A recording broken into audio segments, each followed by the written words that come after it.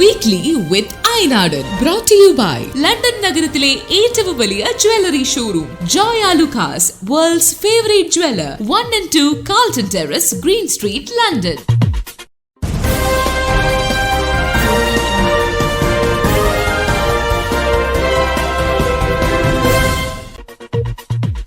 Radio ലൈമിന്റെ പ്രിയ ശ്രോതാക്കൾക്ക് വീക്ക്ലി വിത്ത് അയനാടൻ എന്ന ഷോയിലേക്ക് സ്വാഗതം. പോയ വാരത്തെ പ്രധാന സംഭവങ്ങളെ കോർത്തിണക്കിക്കൊണ്ടുള്ള ഈ വാർത്താധിഷ്ഠിത പരിപാടിയിൽ നിങ്ങളോടൊപ്പമുള്ളത് ലിൻസ് അയനാടൻ.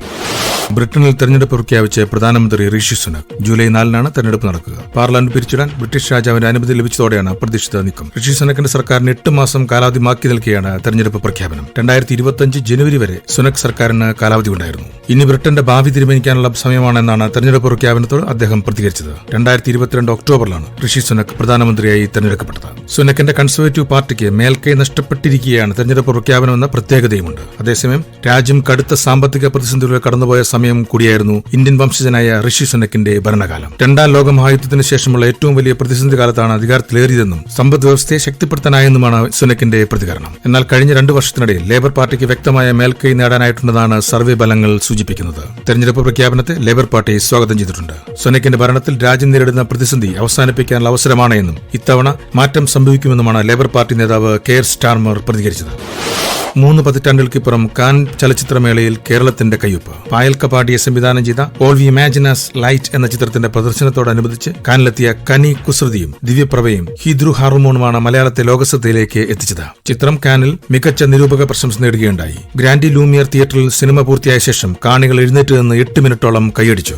ഐവറി നിറത്തിലുള്ള ഗൌണിൽ കാനിലെത്തിയ കനിയെ പക്ഷേ കൂടുതൽ ശ്രദ്ധയാക്കിയത് കയ്യിൽ പിടിച്ച ബാഗായിരുന്നു. തന്റെ രാഷ്ട്രീയ നിലപാട് വ്യക്തമാക്കി പാലസ്തീൻ ഐക്യദാർഢ്യം പ്രഖ്യാപിക്കുന്നത് തണ്ണിമത്തന്റെ ഡിസൈൻ ബാഗ് ഉയർത്തി നിൽക്കുന്ന കനിയുടെ ചിത്രം ഇതിനകം പലരും സോഷ്യൽ മീഡിയയിൽ പങ്കുവച്ചിട്ടുണ്ട്. പാലസ്തീനിലെ ഇസ്രായേൽ അധിനിവേശത്തിനെതിരെയുള്ള പ്രതിഷേധ സൂചകമായിരുന്നു തണ്ണിമത്തൻ. കനിയെ കൂടാതെ പാലസ്തീൻ ഐക്യദാർഢ്യം പ്രഖ്യാപിച്ച് മറ്റു പല അഭിനേതാക്കളും വേദിയിൽ പ്രത്യക്ഷപ്പെട്ടു. നാട്ടിലെ വിശേഷങ്ങൾ. ജൂൺ 4 തെരഞ്ഞെടുപ്പ് ഫലം പ്രഖ്യാപിച്ചു കഴിഞ്ഞാൽ 3 ദിവസത്തിനകം പ്രധാനമന്ത്രിയുടെ പേര് ഇന്ത്യ ബ്ലോക്ക് പ്രഖ്യാപിക്കുമെന്ന് കോൺഗ്രസ് ജനറൽ സെക്രട്ടറി ജയറാം രമേശ് പറഞ്ഞു. ലോക്സഭാ തെരഞ്ഞെടുപ്പിൽ ഇന്ത്യ ബ്ലോക്കിന് വ്യക്തമായ ജനവിധി ലഭിച്ചുവെന്നും അദ്ദേഹം കൂട്ടിച്ചേർത്തു. പ്രധാനമന്ത്രിയെ മുൻകൂട്ടി പ്രഖ്യാപിക്കാതെ തെരഞ്ഞെടുപ്പിൽ നേരിടുന്ന ഇന്ത്യ മുന്നണിക്കെതിരെ ബിജെപി നരേന്ദ്രമോദി വിമർശനം ശക്തമാക്കിയിരുന്നു. 5 വർഷത്തിനുള്ളിൽ 5 പ്രധാനമന്ത്രിമാർ എന്ന വിമർശനമാണ് ഇന്ത്യ മുന്നണിക്കെതിരെ ബിജെപി ഉന്നയിച്ചത്. ഇതിന് മറുപടിയാണ് ജയറാം രമേശ് നൽകിയത്. ലോക്സഭാ തെരഞ്ഞെടുപ്പിന്റെ 6ാം ഘട്ട വോട്ടെടുപ്പും പൂർത്തിയായി. 58 മണ്ഡലങ്ങളിലെ 889 സ്ഥാനാർത്ഥികളാണ് ജനവിധി നേടിയത്. 2019 വിജയം ആവർത്തിക്കാമെന്ന് ബിജെപി, മണ്ഡലങ്ങൾ തിരിച്ചുപിടിക്കാമെന്ന് ഇന്ത്യ സഖ്യവും കണക്കുകൂട്ടുന്നു. 6ാം ഘട്ട വോട്ടെടുപ്പിൽ 11.13 കോടി വോട്ടർമാരാണ് ജനവിധി എഴുതുന്നത്. 5.84 കോടി പുരുഷൻ വോട്ടർമാരും 5.29 കോടി സ്ത്രീ വോട്ടർമാരും ഇതിൽ ഉൾപ്പെടുന്നു. സംസ്ഥാനങ്ങളും കേന്ദ്രഭരണ പ്രദേശങ്ങളും അടക്കം 8 58 മണ്ഡലങ്ങളിലാണ് തെരഞ്ഞെടുപ്പ് നടന്നത്. 2019 ലോക്സഭാ തെരഞ്ഞെടുപ്പിൽ 58 53 സീറ്റിൽ മത്സരിച്ച ബിജെപി 40 വിജയിച്ചത്. 44 സീറ്റിൽ മത്സരിച്ച കോൺഗ്രസിന് ഒരൊറ്റ സീറ്റിലും വിജയം നേടാനായില്ല. അതുകൊണ്ട് നഷ്ടപ്പെടാനുള്ളത് ബിജെപിക്കും. എന്ത് കിട്ടിയാലും നേട്ടം ഇന്ത്യ സഖ്യത്തിനുമാണ്. മുഴുവൻ സീറ്റുകളിലും മത്സരം നടക്കുന്ന ഡൽഹി, ഹരിയാന സംസ്ഥാനങ്ങളിൽ അരവിന്ദ് കെജ്രിവാളിന്റെ മടങ്ങിവരവും കർഷക പ്രശ്നങ്ങളും തുണയ്ക്കുമെന്നാണ് ഇന്ത്യ സഖ്യത്തിന്റെ കണക്കുകൂട്ടൽ. ഉത്തർപ്രദേശിലെ 14 BSPയുടെ 4 സിറ്റിംഗ് സീറ്റിൽ ത്രികോണ മത്സരമാണ് നടന്നത്. പശ്ചിമബംഗാളിലെ 8 സീറ്റിൽ തൃണമൂൽ കോൺഗ്രസ് BJPക്ക് നേർക്കുനേർ മത്സരം നടന്നു. 6ാം ഘട്ടത്തിൽ മെഹബൂബ മുഫ്തി, മേനക ഗാന്ധി, മനോഹർലാൽ ഖട്ടർ, കനയ്യകുമാർ, ധർമ്മേന്ദ്ര പ്രധാൻ എന്നിവരാണ് മത്സരരംഗത്തുണ്ടായിരുന്നത്. ജൂൺ 1 നടക്കുന്ന 7ാം ഘട്ടത്തോടെ ലോക്സഭാ തെരഞ്ഞെടുപ്പ് പൂർത്തിയാകും. ജൂൺ 4 മത്സരഫലങ്ങൾ പുറത്തുവരും. പെരിയാറിലെ മത്സ്യക്കുരുതിയിൽ സംസ്ഥാന മലിനീകരണ നിയന്ത്രണ ബോർഡ് റിപ്പോർട്ട് നൽകി. രാസമാലിന്യത്തിന്റെ സാന്നിധ്യം കണ്ടെത്താനായിട്ടില്ല. ഓക്സിജന്റെ അളവ് കുറഞ്ഞതാണ് മത്സ്യങ്ങൾ ചത്തുപൊങ്ങാൻ കാരണമെന്നാണ് റിപ്പോർട്ടിൽ പറയുന്നത്. ലാബിലെ പരിശോധനാ ഫലത്തിന്റെ അടിസ്ഥാനത്തിലുള്ള റിപ്പോർട്ട് മലിനീകരണ നിയന്ത്രണ ബോർഡ് സബ് കളക്ടർക്ക് കൈമാറി. ചത്ത മീനുകളുടെ സാമ്പിളുകളുടെ ഫലം കുഫോസിൽ നിന്ന് ലഭിച്ച ശേഷം സമർപ്പിക്കും. മത്സ്യക്കുരുതിയിൽ പോലീസ് കേസെടുത്തിട്ടുണ്ട്. കർഷകനായ സ്റ്റാൻലി നൽകിയ പരാതിയിൽ ഏലൂർ പോലീസാണ് കേസെടുത്തത്. 7.5 ലക്ഷം രൂപയുടെ മത്സ്യങ്ങൾ ചത്തുവെന്നും ഇതിന് കാരണക്കാർക്കെതിരെ നടപടി വേണമെന്നുമാണ് പരാതിയിൽ ഉന്നയിച്ചിരിക്കുന്നത്.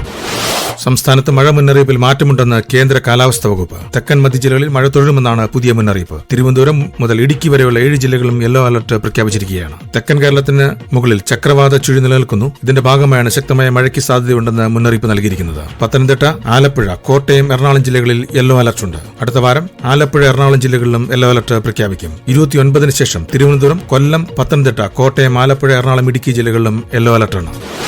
കായിക വിശേഷങ്ങൾ. ഇംഗ്ലീഷ് പ്രീമിയർ ലീഗ് കിരീടം സ്വന്തമാക്കി മാൻ സിറ്റി. തുടർച്ചയായ 4ാം തവണയാണ് സിറ്റിയുടെ കിരീട നേട്ടം. നിർണായക അവസാന മത്സരത്തിൽ 1-നെതിരെ 3 ഗോളുകൾക്കാണ് പെപ് ഗാർഡിയോളയുടെ സഖ്യത്തിന്റെ വിജയം. മത്സരത്തിൽ ഫിൽ ഫോഡൻ ഇരട്ട ഗോൾ നേടി. 38 മത്സരങ്ങളിൽ നിന്ന് 91 പോയിന്റുകൾ നേടിയാണ് മാൻ സിറ്റിയുടെ വിജയം. എവർട്ടനെ 1-നെതിരെ 2 ഗോളുകൾക്ക് തോൽപ്പിച്ച ആഴ്സണൽ 89 പോയിന്റോടെ 2ാം സ്ഥാനത്ത് ഫിനിഷ് ചെയ്തു. അതേസമയം ലിവർപൂളിന്റെ പടിയിറങ്ങി പരിശീലകൻ ക്ലോപ്പ്. പ്രീമിയർ ലീഗിൽ അവസാന മത്സരത്തിൽ റെഡ്സിനെ വിജയിപ്പിച്ചാണ് ക്ലോപ്പ് ആൻഫീൽഡിനോട് വിട പറഞ്ഞത്. 9 വർഷക്കാലമായി ലിവർപൂളിന്റെ മുഖ്യ പരിശീലകനായ ക്ലോപ്പ് സീസണിന്റെ അവസാനത്തോടെ ആൻഫീൽഡ് വിടുമെന്ന് ജനുവരിയിൽ പ്രഖ്യാപിച്ചിരുന്നു. ലിവർപൂളിന്റെ പ്രതിസന്ധി ഘട്ടം അവസാനിപ്പിച്ച കോച്ചായിരുന്നു യർഗൻ ക്ലോപ്പ്. ലിവർപൂൾ ആദ്യമായി പ്രീമിയർ ലീഗ് കിരീടം നേടുന്നത് ക്ലോപ്പിന്റെ കീഴിലാണ്. 2019 ലിവർപൂളിന് ചാമ്പ്യൻസ് ലീഗ് കിരീടം നേടിക്കൊടുക്കാനും ക്ലോപ്പിന് സാധിച്ചു. 2015 ഒക്ടോബർ 8 ജർമ്മൻ പരിശീലകനായ ക്ലോപ്പ് ലിവർപൂളിന്റെ മുഖ്യ പരിശീലക സ്ഥാനത്തെത്തുന്നത്. ഈ ആഴ്ചയിലെ വാർത്താധിഷ്ഠിത പരിപാടി ഇവിടെ അവസാനിക്കുന്നു. അടുത്ത ആഴ്ച ഇതേ സമയം നിങ്ങളോടൊപ്പം ഉണ്ടാകുന്ന പ്രതീക്ഷയോടെ നിങ്ങളുടെ സ്വന്തം ലിൻസ് ഐനാടൻ.